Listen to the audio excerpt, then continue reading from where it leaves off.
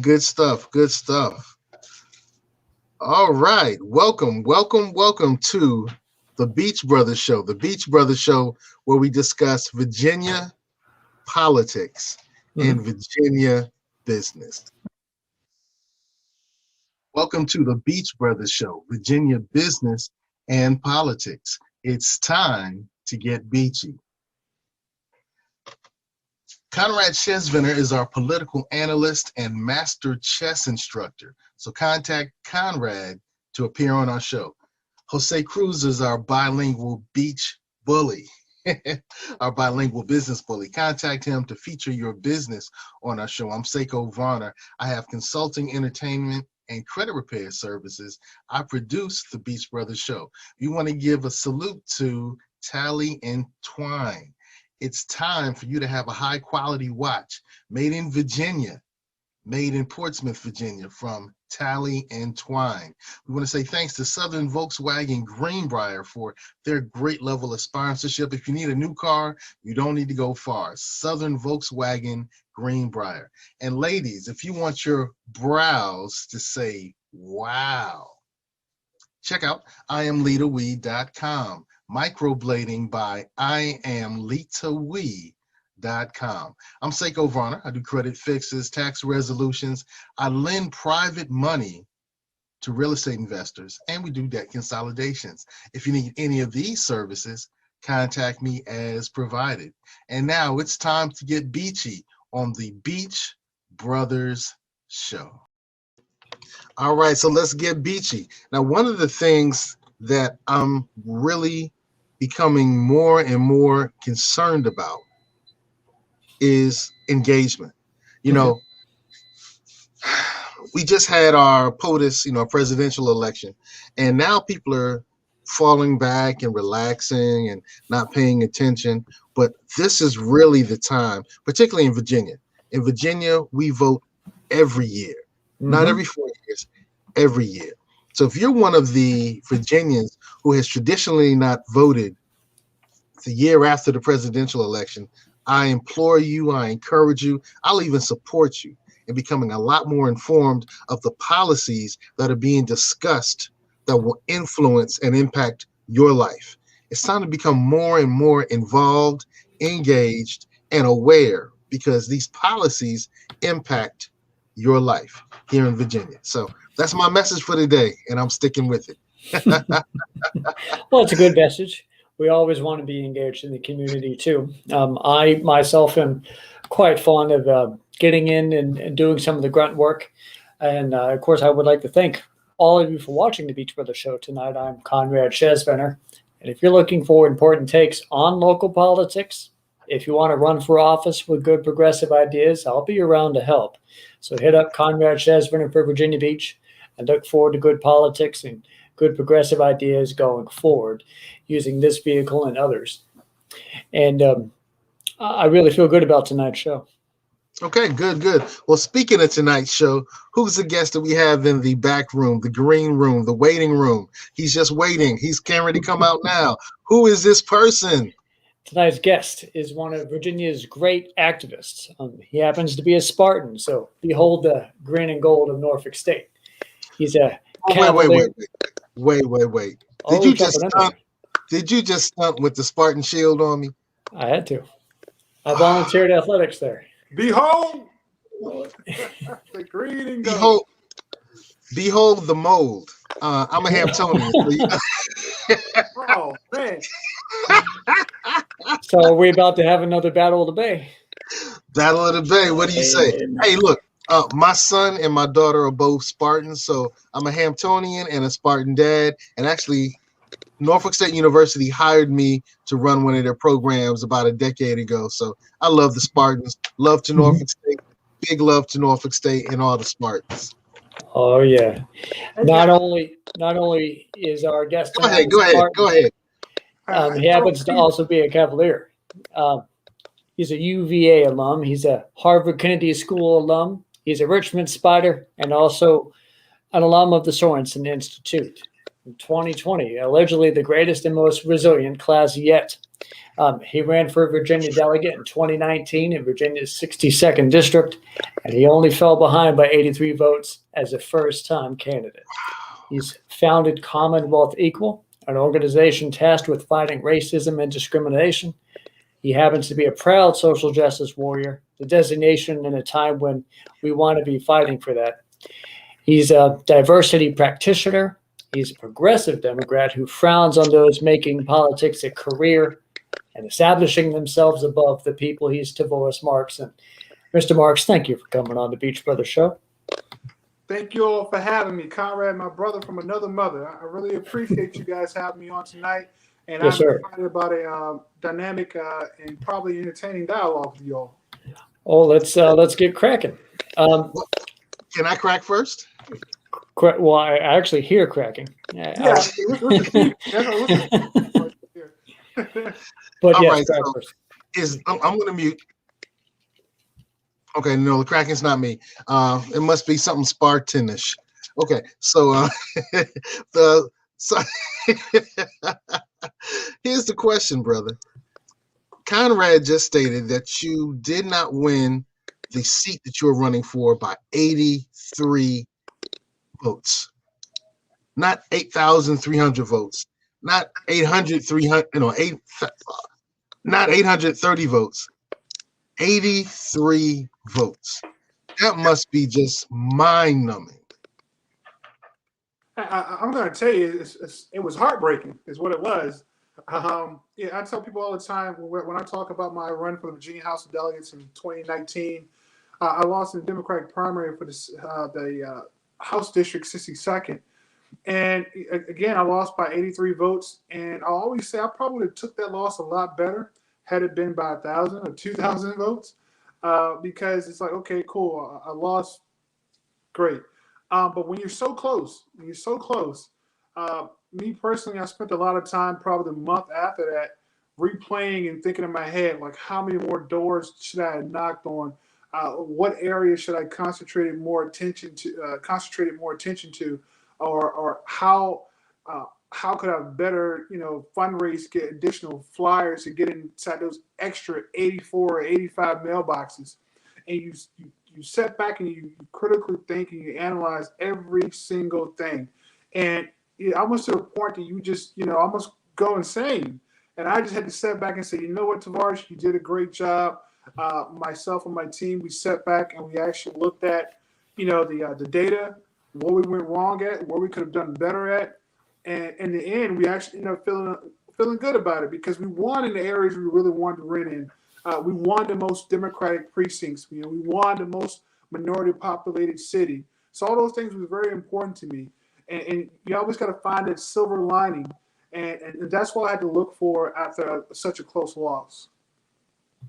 Well, speaking of closeness, I was the opposite of closeness when I ran in 2018. I lost to our good friend of the show, Sabrina Wooten, like 83,000 to 7,800. So I would have rather have had 83 votes separating that. But also, I won't talk about how I lost heavily to Sister Laura, my friend Laura Hughes on the school board. Now, how you doing, Laura? All right. Yeah. So the great thing is we all learn from our situations. So, Conrad, what did you learn from losing by 8,300 votes? It pays to have money, pretty much. I raised about maybe $4,000, and the fact that I was able to pretty much double up that vote, how did I do that? I don't know. Mainly just a lot of the people that I had working the polls for me. On election day, I need to get a team that could go out and canvass. You need to have people on the ground at all times. And good question. All right. Let's look a little bit about your private sector history there, Mr. Tavoris. We hear your backstory began in a tobacco warehouse as far back as 15 years old. Tell us about that. What else that you have done over the years to generate an income? Yeah, I tell you, my upbringing is very important to me, as not only as a person, but as a civil servant, and civil servant I've become. I was born in the city of Richmond, and I grew up in Brunswick County, Virginia, which is a rural part of the actual Commonwealth. And in that part of the Commonwealth, tobacco has always been, as they always say, tobacco is gold. It's the heritage of that region. And also Brunswick stew, which is the home of Brunswick stew. It's one of the best stew you ever have. But as a young man in high school and in the summer times, going out and earning money, contributing to the economy of my local area, working in tobacco warehouse and working in a tobacco field is some of the most humbling days of my life and some of the most precious days of my life. I learned, the value of a dollar. I learned what hard work looked like and felt like. I learned about teamwork because you're out there, you're working with others, picking the tobacco, loading tobacco, getting it to the warehouse, unloading tobacco, tagging it for auction, and seeing all the bigwigs from Philip Morris and other tobacco companies coming into the warehouse and bidding on the tobacco, and just learning how tobacco really drove our local economy was, for me, the beginning of understanding how certain areas and certain regions of the Commonwealth operate. Tobacco wouldn't be such of a big deal in probably Northern Virginia or out in Tidewater where you all are at. But it's been very, very, very important to me understanding the value of hard work, particularly in our rural areas. And that laid the foundation for me as a young man, the foundation for just growing up and wanting to be in public service. So since those humble beginnings of working inside tobacco fields and tobacco warehouses, and in Brunswick County, Virginia, I was the first individual in my family, my immediate family, to attend college. That was very important to me. I went to the illustrious Norfolk State University. Again, behold the green and gold. That's where I got my foundation and understanding the importance of having positive leaders in our community. I joined the NACP chapter there. That's when I got my first introduction to being involved in civil rights, being involved in social justice issues, truly understanding the power of the people. And wherever there's power, there has to be people, and people are the power. And understanding the difference you can make in your community. It all began for me on the campus of Norfolk State University. And I tell people all the time, being on the campus of an HBCU, smelling the air, being in the dining halls, being in the dorms, being at the pep rallies, the step shows, the probates, all that stuff is something that I will forever cherish the rest of my life. The friendships that I cultivated there. When I saw my good friend DeAndre Barnes, who's the vice mayor, I believe, of the city of Portsmouth. Little quick story. DeAndre was one of the individuals who got me my first, quote unquote, I guess, campaigning gig. He came to me. He was legislative aide for Bobby Scott at the time. He said, "Hey, you want to go knock on some doors for Bobby Scott and hand out some lit?" And I did. And that was my very first time doing one of Bobby Scott's re-election campaigns, actually being politically involved. So taking what I was learning on campus and in the classroom and putting it to work in the community. And from that point on, I kind of got hooked. But also while I was at Norfolk State, I did ROTC. So once I graduated, I had a military obligation that I gladly went into. And that's when I really first started really earning the income, was in the United States Army. First as a military police officer, then later as a commissioned officer in military intelligence. And from that point on, I had a great opportunity to work in federal government. I worked for the Department of Homeland Security. I worked for the DEA for 2.5 years as a criminal analyst before transitioning to state government, working for the Department of Corrections, the Virginia Department of Emergency Management. And I had my first opportunity to work at the executive level, working in the governor's office under the McAuliffe administration in the Secretary of Public Safety and Homeland Security under Secretary Brian Moran as the first ever state resilience program manager, where I focused on issues like sea level rise and particularly 3 projects that were focused in the Tidewater area in the city of Norfolk as well as Chesapeake, dealing with sea level rise and working with the Navy and the Department of Defense and the Army Corps of Engineers on figuring out ways how coastal cities such as Tidewater area will begin the process of living with water, dealing with sea level rise positively and figuring out ways to make sure that the economy doesn't suffer as well as the community doesn't suffer as a result of global warming and sea level rise and things of that nature. So since then, I've just been kind of stuck in state government as far as full-time employment. Well, we'll touch on both the local environment and water, and especially Terry McAuliffe a little later. What we want to do exactly at this moment is bring you off, so I think we can try and fix the clicking sound and then bring you back on, and we'll ask some more questions. Well, you know what? What's really blown my mind is the amount of work that Mr. Marks has done in government.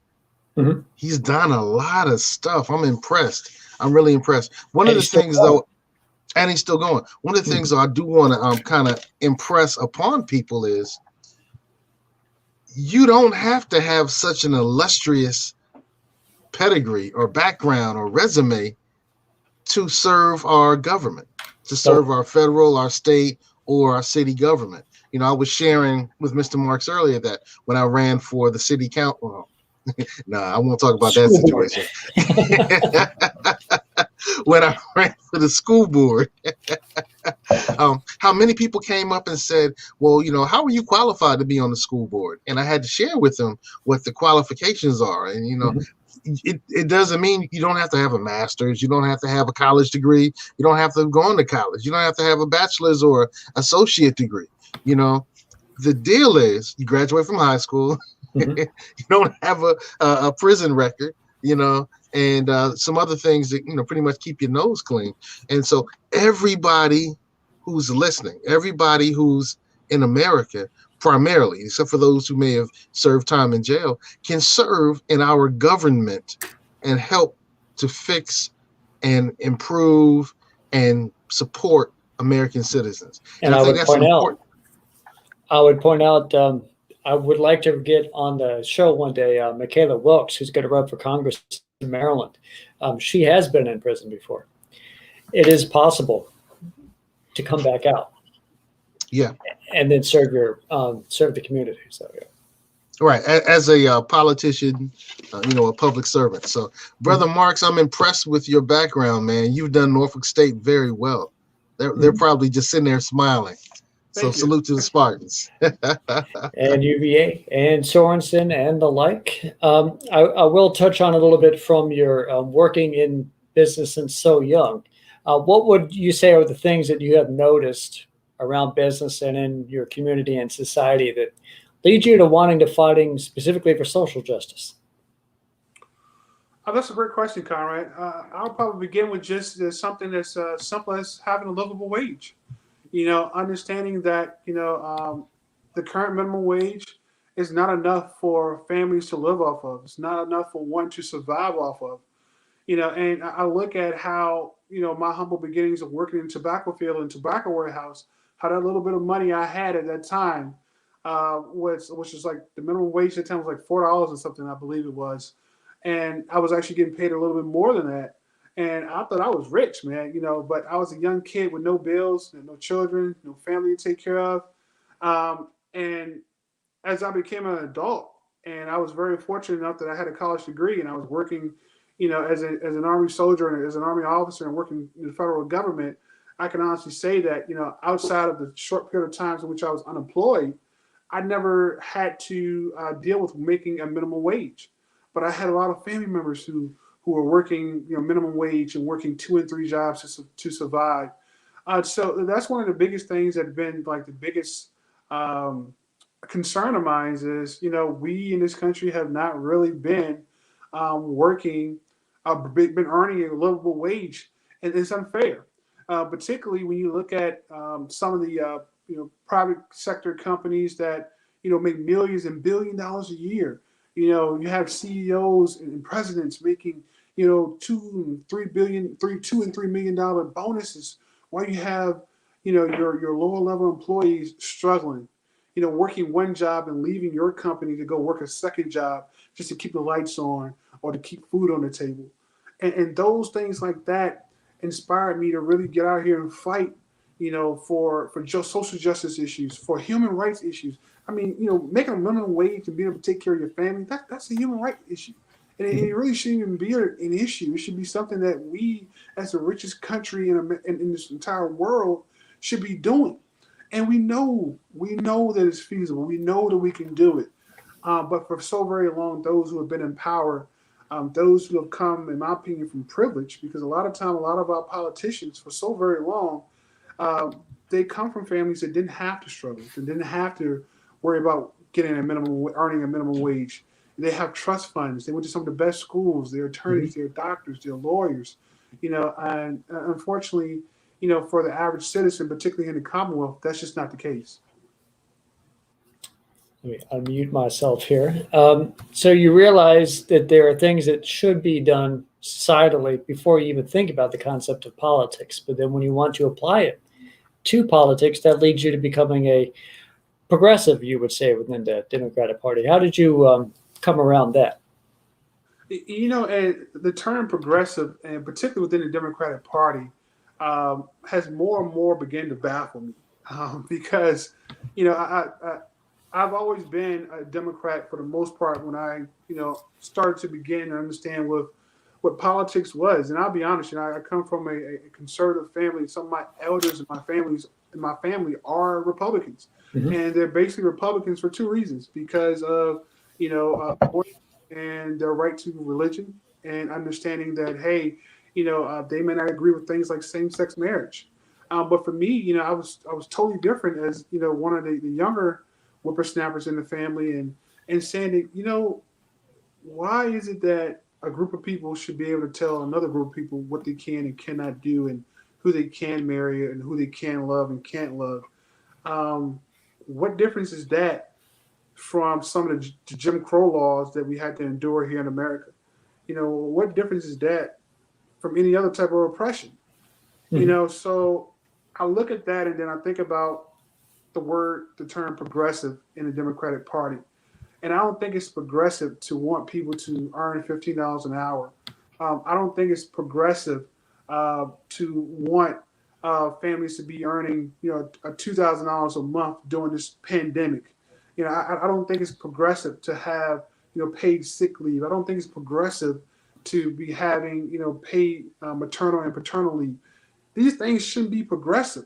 These things should just be things that should be done because they're right, because they're the right thing to do. So to label it progressive or the term liberal, mm-hmm. to me has always been baffling, because they've always been the right things to do.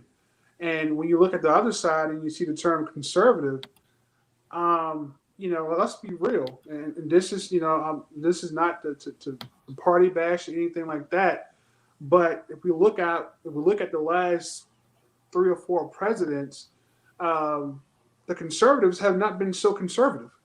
Each time when, Reagan came out, when Bush 1 came out, when Bush 2 came out, each time those Democratic presidents were inheriting a huge deficit. Mm-hmm. A huge deficit. When Obama came in, he had to, deal with a struggling economy. He had to deal with a deficit. The same thing right now. Joe Biden, he's coming in. He's going to have to fix a lot of things. So, I always sit back and I look, and I tell people all the time, I'm a Democrat, but I have no problems, pointing out the issues in my party. And I think that every member of every party should be doing the same thing. And, to me, if you sit back and you be complacent and complicit in what your party is doing, mm-hmm. then, I don't think you're doing your party or the people any justice. So, the term progressive, to me, it shouldn't be a term at all. It should just be the party of the people, the party that wants to do right by people. Mm-hmm. So you're not just holding accountability to Democrats, you're also holding it to Republicans and any independents if they're in office. It's just, you got to hold everyone to high account. So that's the standards that you wish the Democratic Party should adhere to. How do you think we could better hold them to account? Mr. Seko, jump in too. Well, that was going to be my question. Okay. That was absolutely going to be my question. It's interesting that in one of your tweets, you said, what if I told you the Stop the Steal movement was actually trying to steal an honest and fair election? Would you believe me? I think that's kind of intriguing, but it's also saying, hey, Republicans, mm-hmm. if some of your very Republicans who oversaw the voting process are saying that everything was fair, everything was done right, and everything was legal. Why? And of course, I don't care for either party, so I shouldn't put it that way. I should probably say that I don't have a stock in either one of those companies. The Democrats or the Republican. Yeah, you do. I don't have stock in either one of those companies. But how do we hold politicians and the political system accountable and responsible? What things can we do? There's more of us, not non-seated people, people who are not politicians, than them. But how do we hold them accountable? You guys may want to beat me after this. But vote their asses out. Nice. We get out here, we get individuals on the ground, grassroots effort.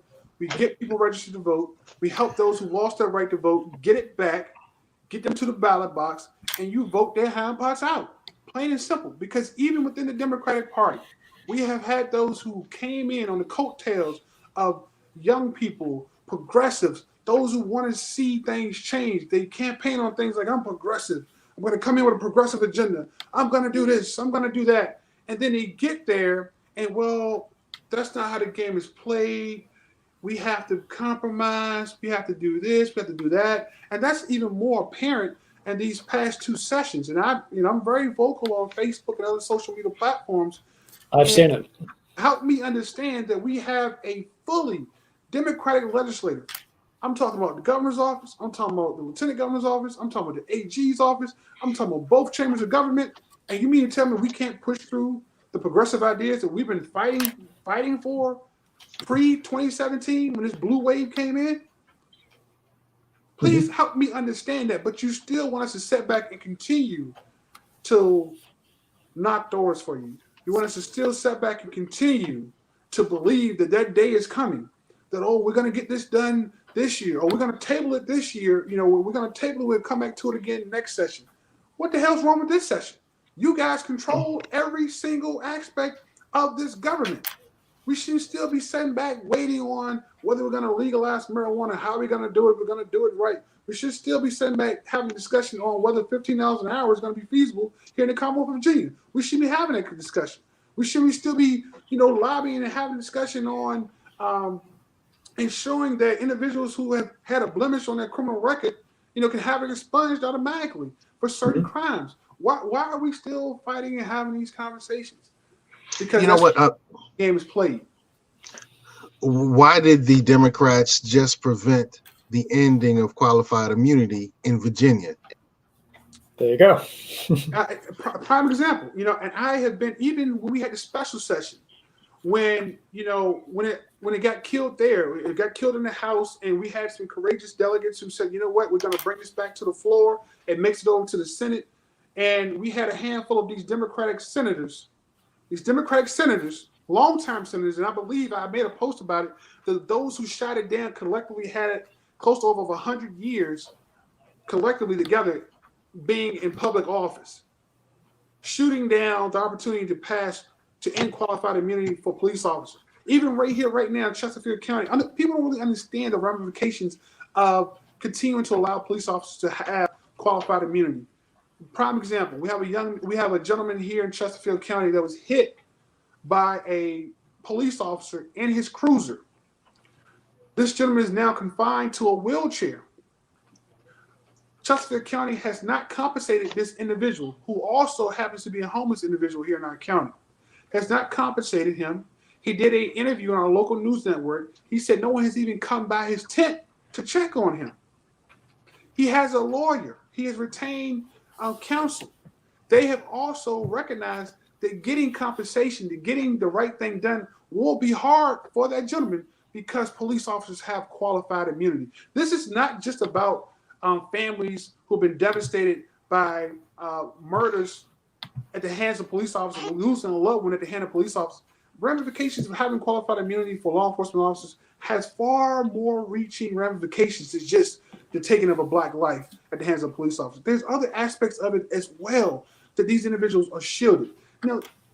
Don't get me wrong. I understand the other side's argument. Well, I don't want to lose my house, or I'm going to be constantly being sued for doing my job. I spend a lot of time around doctors, nurses, other professionals who basically have the lives of human beings in their hands every single day. Every single day. There's no doctor in the Commonwealth of Virginia that commits malpractice that cannot be sued. But yet, we have police officers in the same sense who could commit, quote unquote, the same equivalent of malpractice in their job, and they're shielded. That doesn't make sense to me. That doesn't make sense to me, nor are a lot of other people who want to see qualified immunity ended for police officers. Because at the end of the day, if an officer is there and doing their job in good faith, they mean nothing but the best for the citizens of their locality, then we understand. Let that play out in court. Give that family the opportunity to at least have their day in court. But for so long, and as it stands right now, families that are devastated for either having their rights violated, who are losing a loved one to the hands of a police officer, or like the gentleman here in Chesterfield County that was minding his business. He was taking his propane tank to get it refilled to go back to heat his tent, and was struck and now is confined to a wheelchair because of a police officer who was driving. He has no recourse. He has no redress to gain any type of compensation or right that wrong. That within itself is wrong, very wrong. Hold up. Tell us more about this. Why can't he get any help? Are you telling me the city won't help him? Social services won't help him? I'm not surprised that the police officers and the police unions won't. But you're telling me that nobody will help? Well, I tell you, so my knowledge of this issue is solely confined to what was in this news report. And according to this news report, this gentleman says no one from the county has stopped by to check on him.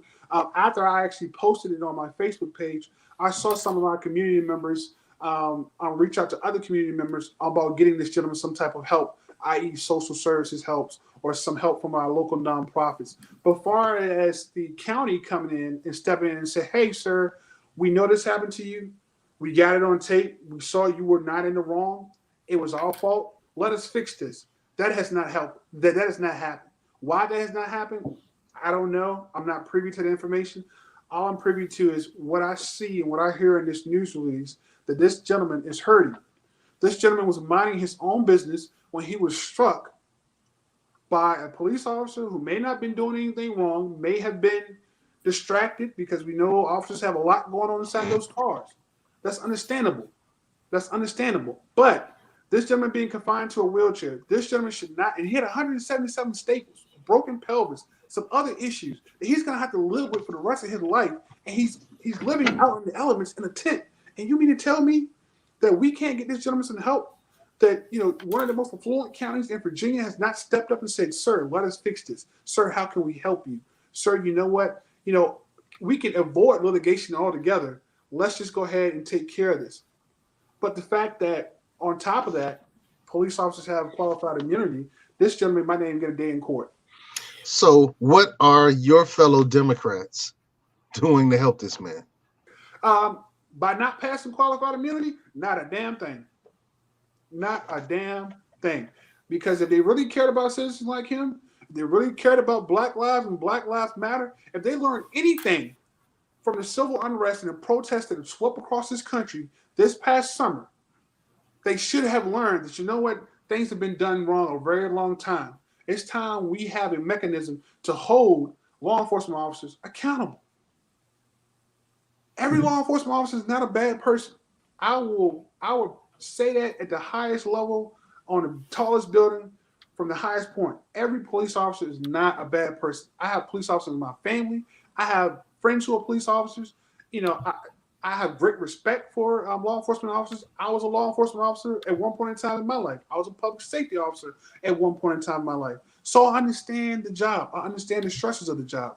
But please, please do not turn a blind eye and act like there are not some bad actors out there. Mm-hmm. And those bad actors have been getting away with murder, real life murder, and other incidents for too long. and being shielded by qualified immunity. So Democrats, again, having full control of the legislature here in the state of Virginia, could have listened to those black voices that some of them even came out and protest with and marched with this summer for a photo op or whatever it might be. They could have really put their words into actions. They really could have said, you know what, damn it, I'm going to do something about it. And this is what I'm going to do. I'm going to stand up and I'm going to help end qualified immunity for police officers in the Commonwealth of Virginia. This reminds me a bit of a metaphor here. I was thinking about it as you were talking. We notice we're not even trying to address Republicans on this topic because it sounds like if you want to knock on their door about it, they won't even answer the door. If you knock on a Democrat's door, they'll open the door and then they'll ignore you. Oh, no. I wouldn't say they ignore you. They'll invite you in, they'll cook your dinner, they'll give you dessert, smile in your face, and say, you know what? Let me think about it. Talk to them the next day. What did we talk about? They forgot the conversation. Yeah. That's what some Democrats are doing to us right now. That's what some Democrats are doing. And that's who you guys voted for. And you're right. That's who a lot of us voted for. But you know what? I am on a mission. And I am on a mission to galvanize those who think just like I think, who feel like I feel, or really want to listen to some of the things that myself and others have to say. And we're going to collectively vote their asses out.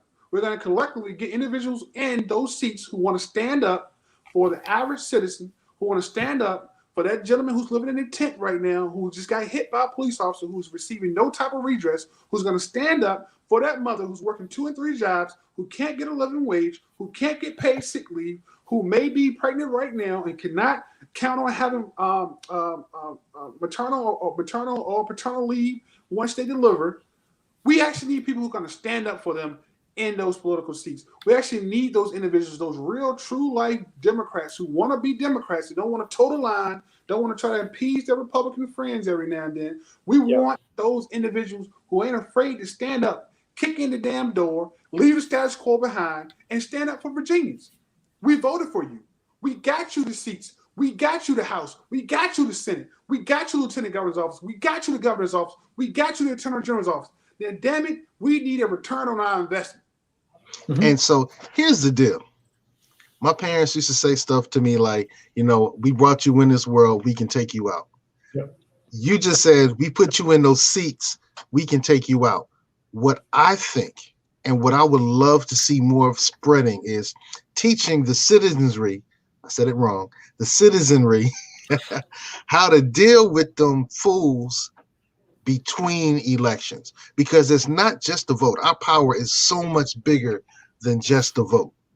So how do we deal with some of the people who are not serving us while they're in their seats? That's what I really want us to kind of, and I don't know if there's a perfect answer for that. And I'm struggling, and I'm working with a group, the Hampton Roads Black Caucus. Actually, Conrad works with me on that. And we're finding strategies that are going to hold the seated responsible. One of the things that we're doing, and NAACP has been doing for a while, is report cards. Yep. You know, because I remember when I got that good report card, you know, I was showered with love. When I got that bad report card, I was showered with attention that changed my behavior. And I think that the report card that the NAACP has been putting out, and that you know, the Hampton Roads Black Caucus and others are going to be putting out soon, is the type of strategy that needs to happen. I also see that you seem to be caping for some people. Oh yeah.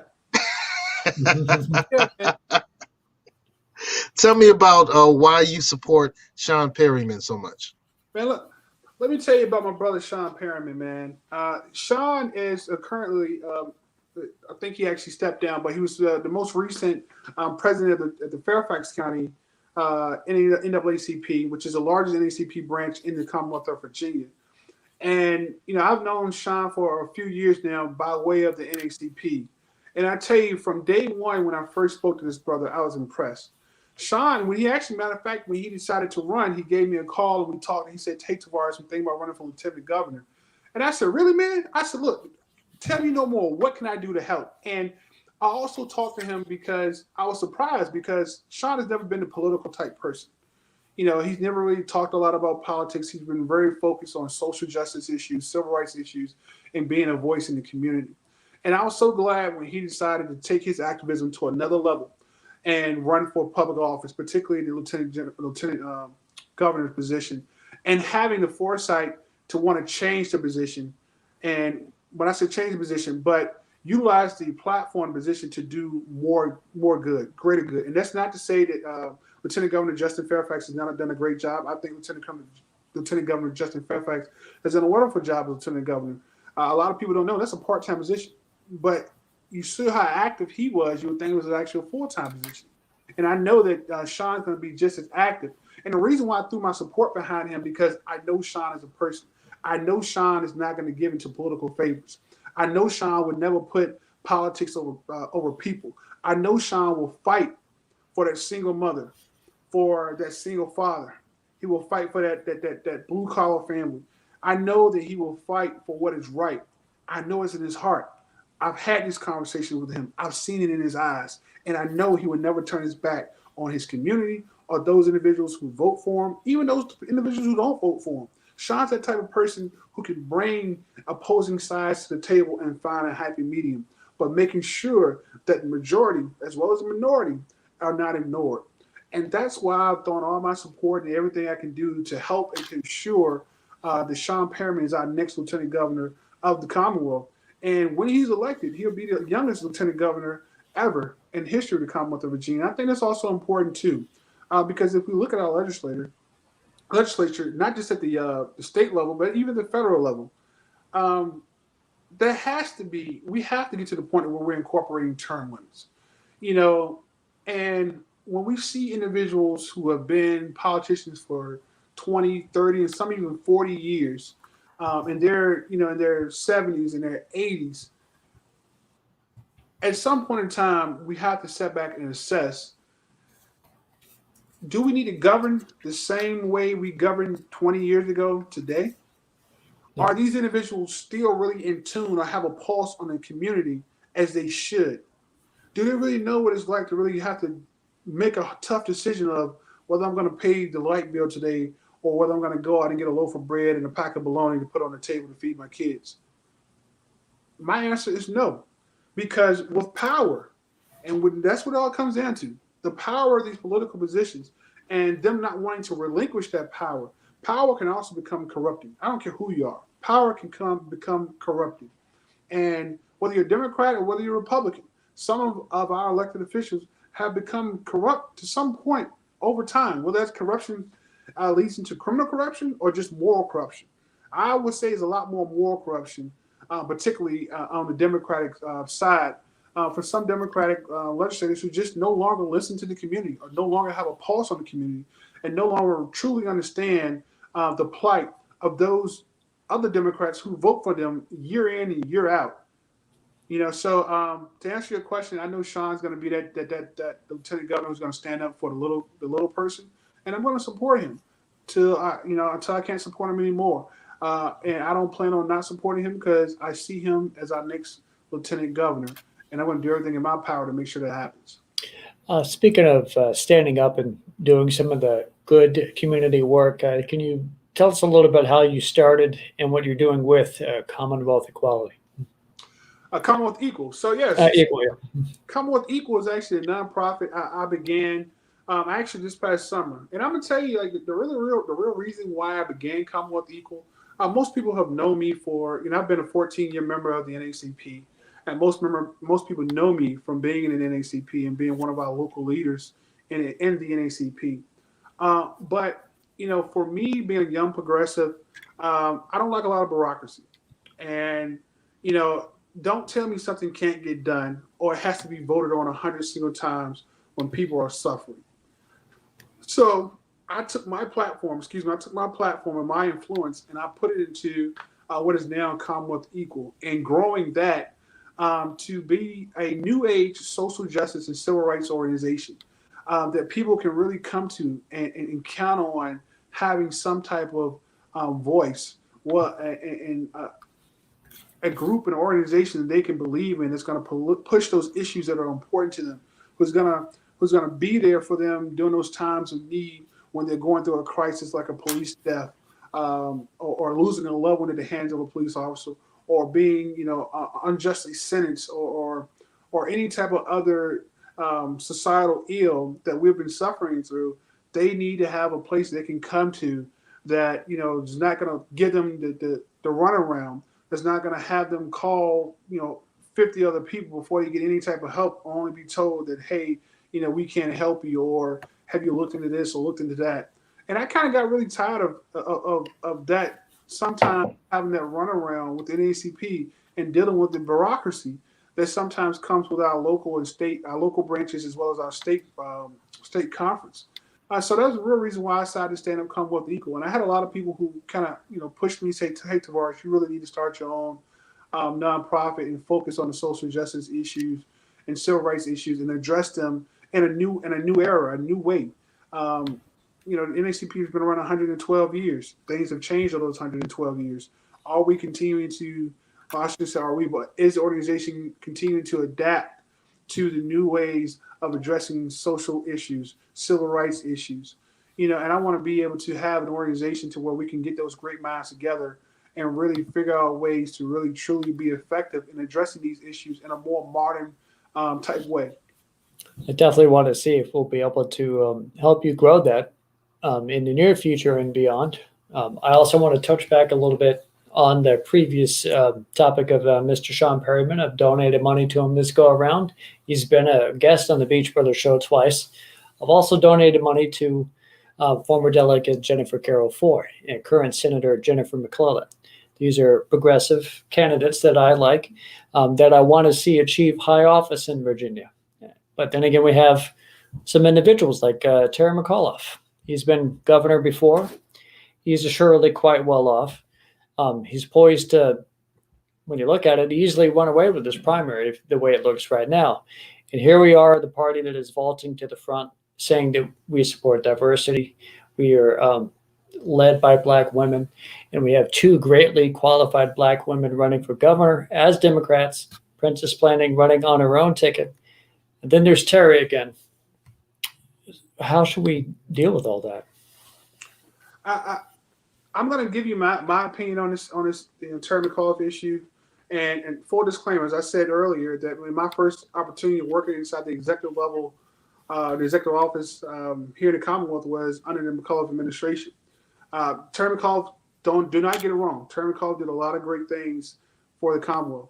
Terry McAuliffe did a lot of great things for minorities, particularly the Black community. He did a lot of great things for incarcerated individuals, those who, i.e., were gaining the right to vote. He did a lot of great things. And with those great things, I think he cemented his legacy during his first go-run as governor. And if you recall, he didn't win by a landslide. He didn't just, walk all over Gillespie. Black women in particular gave Terry McAuliffe the governor's office. The Black vote here in the Commonwealth of Virginia in particular delivered Terry McAuliffe the governor's office. Now, if you recall, I spoke earlier about return on investment and how the Black vote and how we continuously vote Democratic to get Democrats elected. I look at it as like this. Terry McAuliffe had an opportunity to return the favor, particularly to Black women. Now, we have 3 Black females and 1 Black male all running for governor. This was Terry's opportunity, again, to cement his legacy by repaying the favor that Black women gave him and helping him get the governor's office the first time by getting behind 2 more than qualified Black women who are running for governor now, Senator Jennifer McClellan, former delegate Jennifer Carroll Ford. By not doing so, my personal opinion, it was a slap in the face to Black women. It was a slap in the face to the Black voters here in the Commonwealth of Virginia. Now, a lot of people may disagree with me. Matter of fact, we have members of the Black caucus who disagree with me because they have come out in support of former Governor Terry McAuliffe, which also baffled me. I still struggle to understand how any member of our legislative Black Caucus can see that we have the opportunity to make history here in the Commonwealth of Virginia by electing not only our first female governor, but the first Black female governor in the entire country. We have the opportunity to make history. And I still struggle to really understand how any member of our legislative Black Caucus could not rally behind one or both of those women, or rally behind all three of the Black candidates. Yet you rally behind a millionaire white male who's already been governor, who, in my opinion, feels like, well, I'm entitled to be governor. This is my seat, so let me come back and sit back in it. You know, I wonder about that mentality as well, but I also wonder, it's not necessarily the person. It's not the agent, it's the agenda. So I don't think we should support somebody just to have a strong sister in charge and running things. I don't think we should support her just because she's qualified, she's going to do a great job, and we have the opportunity to do something historic. I don't think it's the agent. I think it's the agenda. So I would say we really take a hard look at the agenda and say, who's really going to support our agenda? And if Terry McAuliffe, which I don't believe has supported our agenda, doesn't make the snuff, then we don't give him the support. And if Jennifer, well, I know it's two Jennifers, so either one, take a Jennifer, any Jennifer. If they make the snuff because they support the agenda, we rally behind them. I don't think it's the agent. I think it's the agenda. But I might be in the minority here. Well, I tell you that the person, and this, for disclaimer, I love all of our Black candidates. I think all of our Black, either one who's elected, I'm going to be happy with. Either one of the Jennifers who elected, I'm going to be happy with. But of course, everyone knows that I'm throwing my full support behind Jennifer Carroll Ford, because just like you talked about the agenda, I know that she has the agenda that I fully support. She has the agenda that an individual over in Wickham Court can get behind and support. She has the agenda that an individual over in Park Place in Norfolk can get behind and support. She has the agenda of the worker right now in Amazon can get behind and support. She has the agenda that the bagger at Kroger can get behind and support. She has the agenda that the brother or sister that's currently incarcerated can get behind and support. She has the agenda that the small business owner who's struggling right now can get behind and support. She has the agenda that the Black contractor out there in Virginia Beach who ain't getting these big dollar contracts or being slid to the side can get behind and support. I'm in supporting Jennifer Carroll Ford because she has the agenda that the average family, that the blue collar family, that the working class family, that the struggling family can get behind and support. And that's why I'm supporting Jennifer Carroll Ford for governor. Woo! I hope she pays you $10 per word agenda. Now I'm joking. That was a Let's great make that a commercial. Yeah, that was beautiful. But if that's the truth, then we all need to support Jennifer, because if she's on agenda, if she's on code, we need to get on code for her. If she's on code for us, we need to get on code for her. And I can say, I don't know if Mr. McAuliffe was always on code for us, because some of the things we've been asking for could have been done. Could have been done. But now everything is his bold idea. He's gonna do this bold. He's gonna do that bold. This bold. This, that, and the third bold. Brother, come on. Like, you had the opportunity to be bold as you wanted to be. Even working with a Republican, I think he worked with a Republican Senate at the time, and a minimum majority inside the Republican majority in the House as well. But you had the opportunity to be bold as you wanted to be. So now you want to give us this calling card, re-elect me. I'm going to be bold. I'm going to do A, B, and C.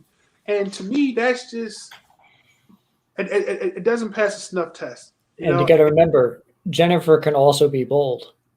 And Jennifer Carroll Ford can be bold. I think she has been bold ever since she's been elected delegate. I mean, we're talking about a woman who ran while pregnant, who gave birth to her beautiful twin boys, after a hard, tough campaign, who had a tough primary. We're talking about a woman who graduated from VMI. I remember the only third female class coming out of VMI. And now we're looking at all the revelations that are coming out of VMI of the institutional and systemic racism that has been alleged inside the institution. Not only was she a woman coming through VMI, but she was a black woman coming through VMI.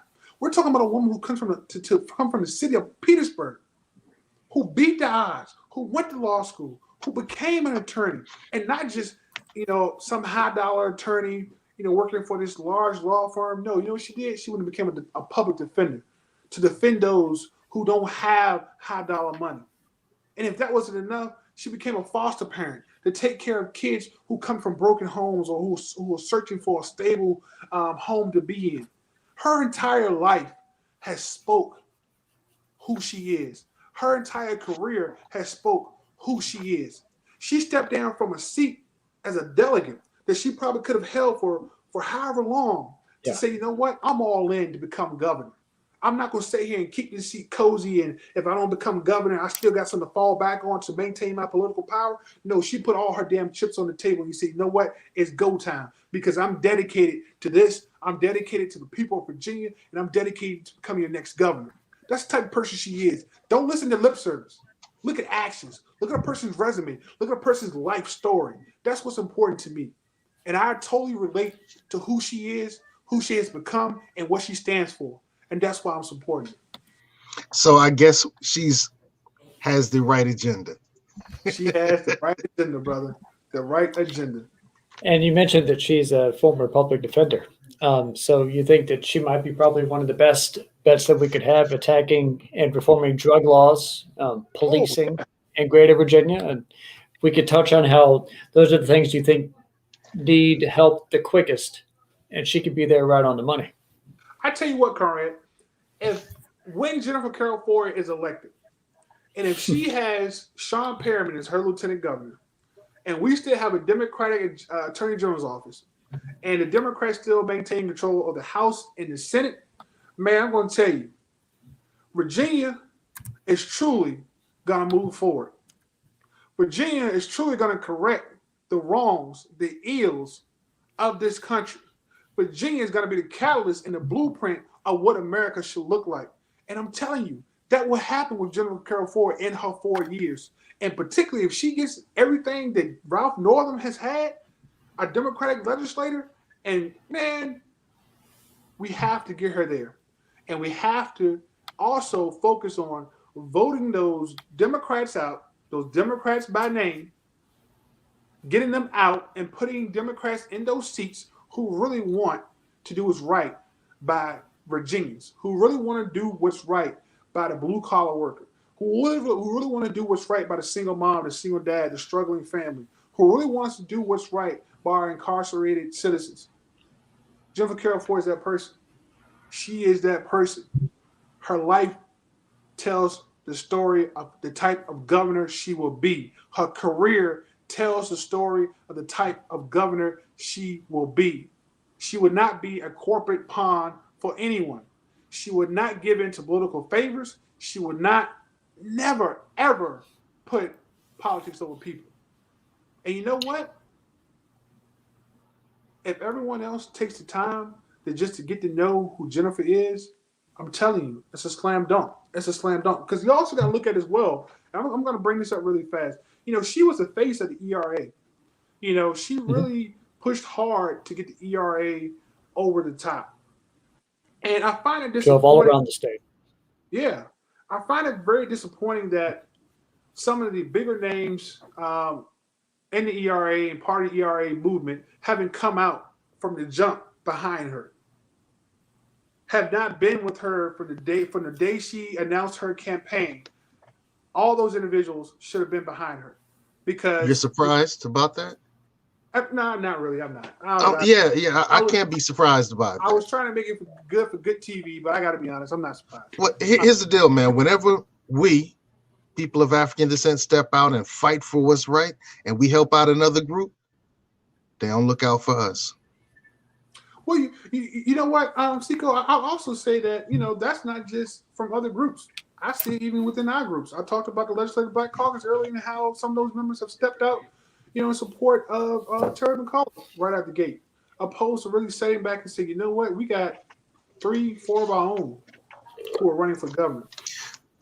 And they did that out of the gate.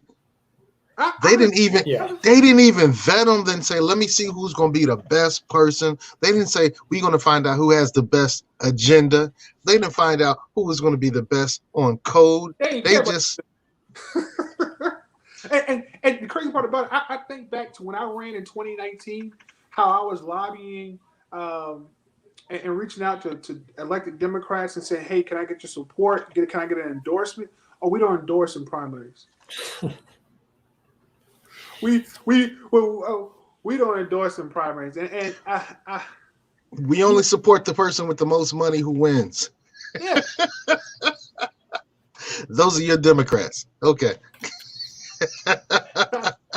I'm sorry. I'm sounds like I'm Democrat bashing, and I'm not, because I do the same thing for both sides.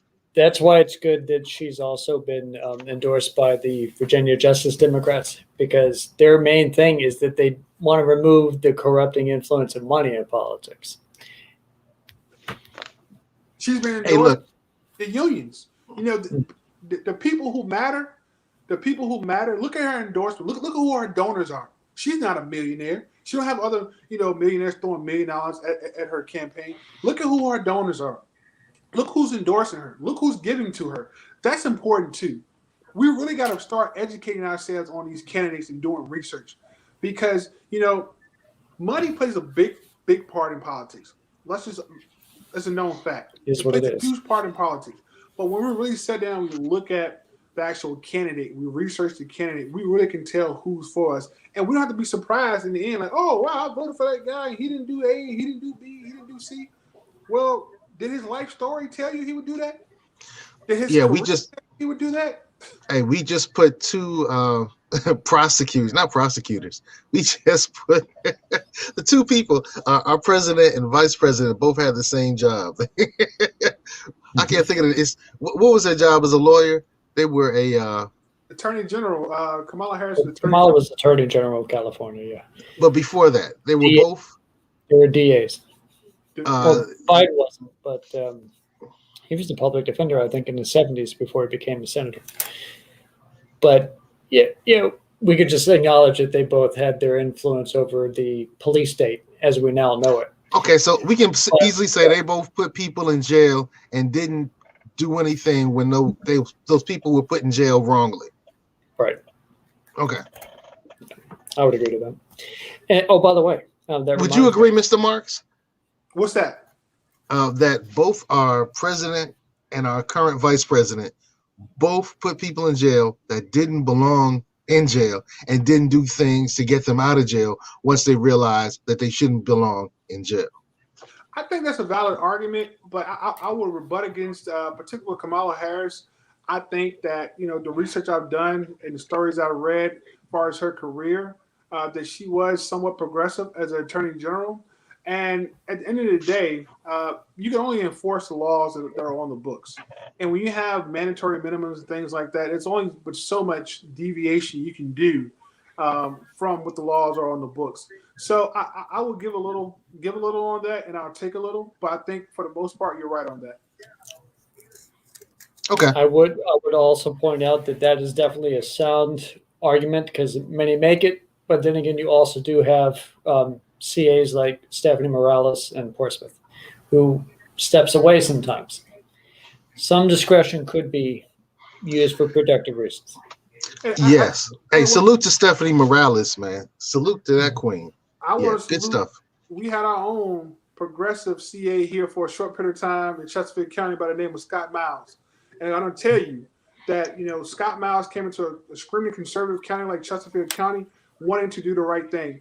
And I was so disappointed that I can do more and we can do more to get him reelected.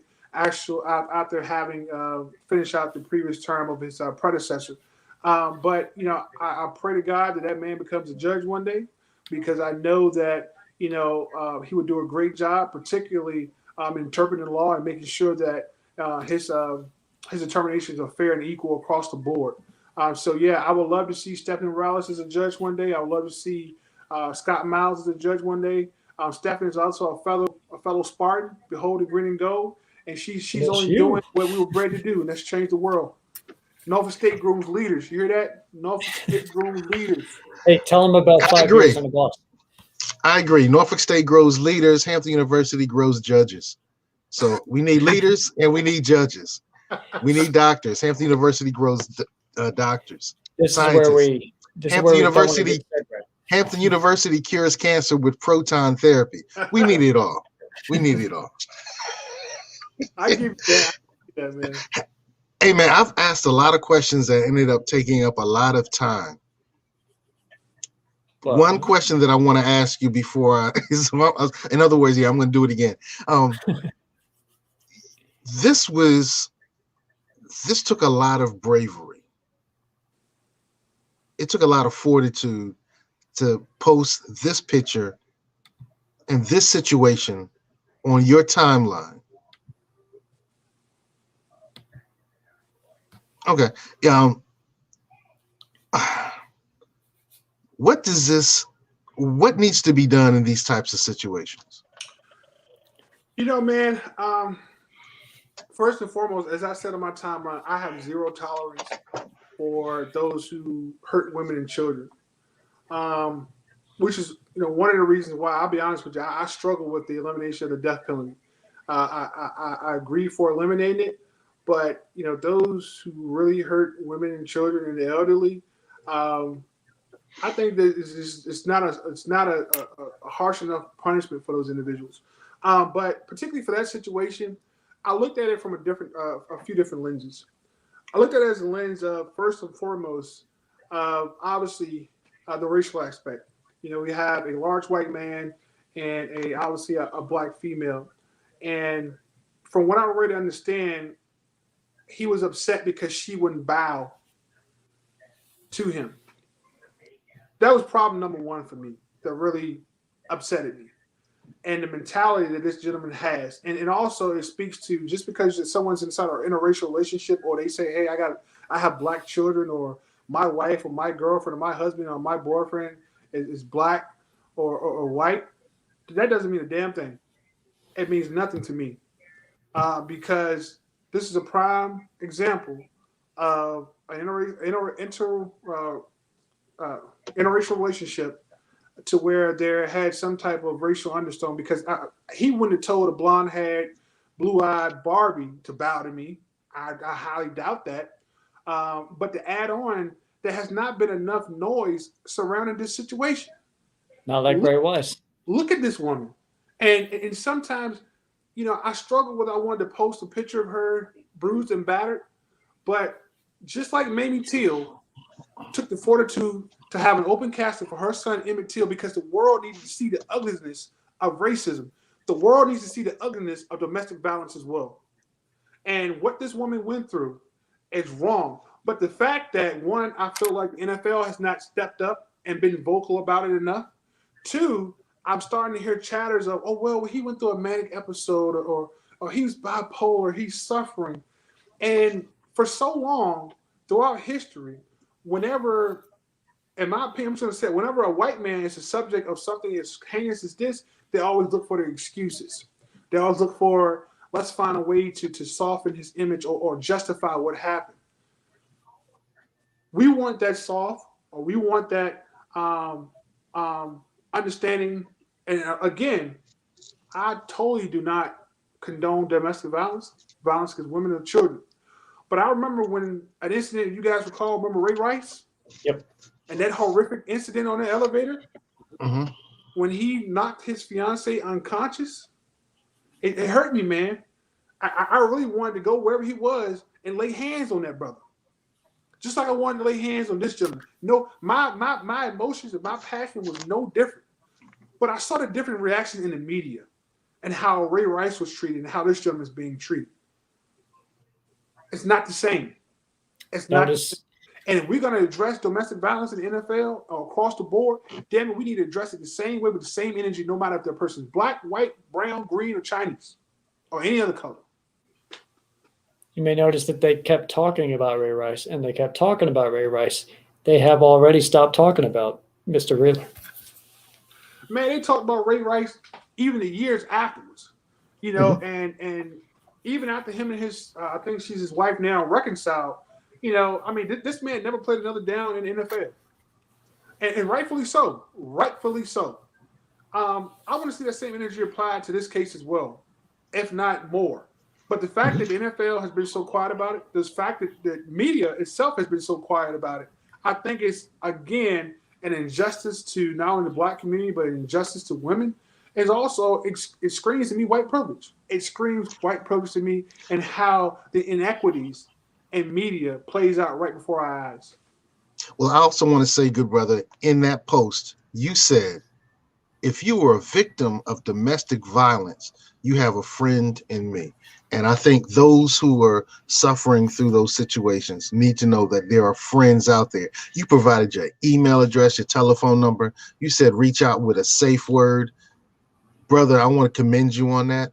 More of us Americans, more of us male Americans, most of us need to do more of what you're doing. So thank you. I just wanted to say thank you. Yes, sir. Appreciate you, brother.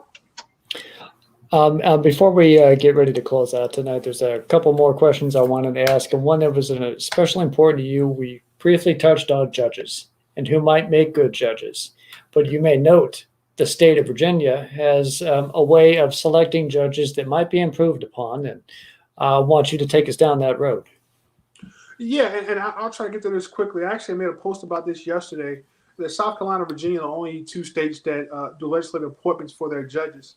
I think that needs to be changed. And the reason why I think it needs to be changed is because of what I've seen play out right here in my own backyard in Chesterfield County, and how politics and how elected officials have too much of a say-so in the way we select our judges. Now, my initial suggestion on that post was to elect our judges as constitutional officers, as you do your treasurer, you do your sheriff, and so forth and so on, and elect them to 4-year terms. You know, I had a lot of dialogue on that post, and I had some people text me, and I actually talked. And I'm even willing to even entertain for them to have 8-year terms, you know, but still be elected by the people. That's circuit court judges, general district court judges, JDR court judges on down. Anyone else who wants to go to appellate court or Supreme Court, of course, I still agree with those individuals being appointed. But some of the interesting dialogue, individuals saying, well, we don't know who we're getting if we don't know enough about the people if they're elected. And I'm saying to myself, name who the judges are up for consideration right now to be appointed to your local general district court. Name them. A lot of us don't even know them. A lot of us don't even know the people that are being appointed to these judicial seats in any locality. All this stuff is happening behind closed doors. So the fact that we can have some type of transparency and have these individuals run for those positions with minimum qualifications in place, because I think even with minimum qualifications, that has been bypassed even in the current appointments. I remember when we elected the sister, I can't think of her name now, from the Henrico County General District Court to the Court of Appeals. That had never happened. She totally skipped circuit court and went to the Court of Appeals. But that wasn't the most blaring thing. The most blaring thing I found out is that there were lawyers who never were judges before who had been appointed to the Court of Appeals. And I'm saying to myself, how are we electing judges to the Court of Appeals who never sat on a bench in circuit court or general district court? So I think the way we do things here in Virginia is out of whack. Now, whether we go and we elect those judges to 8-year terms as constitutional officers and not to exceed 3 elected terms, which will put them at 3 times 8. That's pretty much a career. Or we establish some type of commission like we did with the redistricting commission. That's one of the things I fought so hard to pass Amendment 1 and have a redistricting commission to get the way our congressional and legislative lines are drawn out of the hands of politics. The same thing needs to happen here with judges. And, I want to work here in the upcoming year and the next year and find whoever those legislators are who are interested in seeing this come full circle and interested in having some type of dialogue where the power to appoint judges is taken away from legislators and putting in the hands of the people. I want to have that conversation. I want to find a way to do it, whether it's by way of establishing a commission or some type of way of having them elected as constitutional officers, talking about those terms. But the current way we're doing it, same in South Carolina, in my opinion, I don't think it's the best way that we should be electing or appointing our judges. I want to touch on briefly a little bit about athletics. Norfolk State just decided that they're not going to have spring football, and they postponed it from the fall. So basically a year without football. You also have a UVA history, and they look like they're bound to be another NCAA tournament team. So just give us some of your thoughts on some of your alma maters and their athletics. Yeah, sure. We'll shift gears a little bit here. That's great. I love, of course, my Spartans and behold the green and gold as always. I think in person it was a good call not to have football this year. But it's also an unfortunate call. And it also goes back to, again, showing the disparities among PWIs and HBCUs, predominantly white institutions and historical black colleges and universities. Unfortunately, Norfolk State does not have the revenue that a Power 5 school or a big-time school would generate. But a lot of the revenue that comes from sports at Norfolk State, particularly, i.e. basketball and football, is a big chunk of money that supports the school, and the school kind of probably depends on that.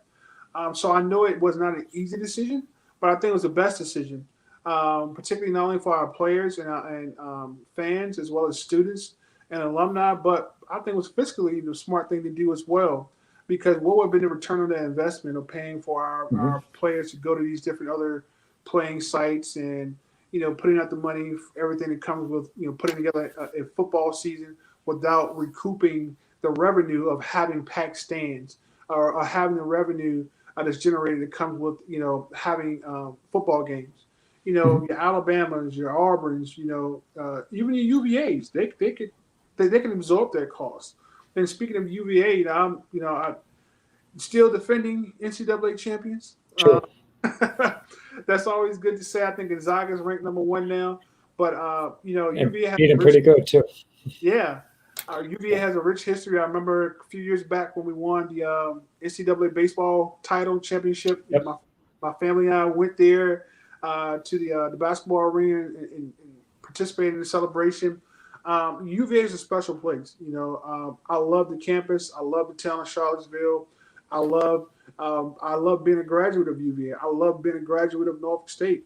I love being a graduate of all my alma maters, but, people always hear me talk the most about Norfolk State because Norfolk State really laid the groundwork and the foundation. Mm-hmm. Behold, laid the groundwork and foundation for the man I became, for the leader I became inside my community, and for the civil servant that I'm still, working to become and be.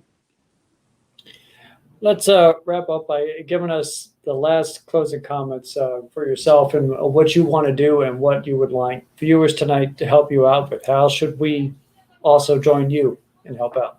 Yeah, please check out my websites. I actually have a swag shop, a merch shop online. You could stop by and visit us at www.ce, as in Commonwealth Equal, ceswagshop.org. Also, check out our website. We're actually revamping the website. It's under construction right now, but that website is www.commonwealthequal.org. You can also reach out and email me at tavares@commonwealthequal.org. Follow me on social media, Tavorise Marks. I'm on Facebook. I'm on Twitter. I don't do too well on Twitter. I need to get on Twitter a lot more. I also need to build my Instagram following, but I'm on all social platforms. I have a unique name. You type me in, I'm the only one that comes up. And just, to support the efforts I'm out here involved in. I encourage you to support the candidates that I support, Jennifer Carroll Foy, as well as Sean Perriman. If you know me, if you support me, then extend that support to both of them. Please donate to their campaigns. And let's just, let's stay knee deep in this social justice fight together. And if my brother Conrad here decides to run again, I tell you he's my brother from another mother. I was able to donate to his campaign run. Vice versa. Make some small donations because I believe in him. I believe his vision and his fortitude and what he wants to do for Virginia Beach. So, outside of that, thank you all for tuning in tonight. Continue to follow me on social media. I do plan to run for office again one day. What that office would be, stay tuned. And I'll be there to help. I appreciate you, brother. Hey, thank you for coming on tonight, Mr. Tavorise. You're a friend of the show now, so hey, be ready to come on again in the future. Great. Thank you very much. Thank you, Beach Brothers. You're welcome. Have a great evening. This show was brought to you by Positive Vibes Incorporated, our consulting services. We do credit fixes. We do tax resolution. We lend private money and debt consolidation. So if you need some of these services, we're waiting here for you. Credit fixes, tax resolutions, private money, and debt consolidation. Make sure you call Positive Vibes Incorporated. Take care.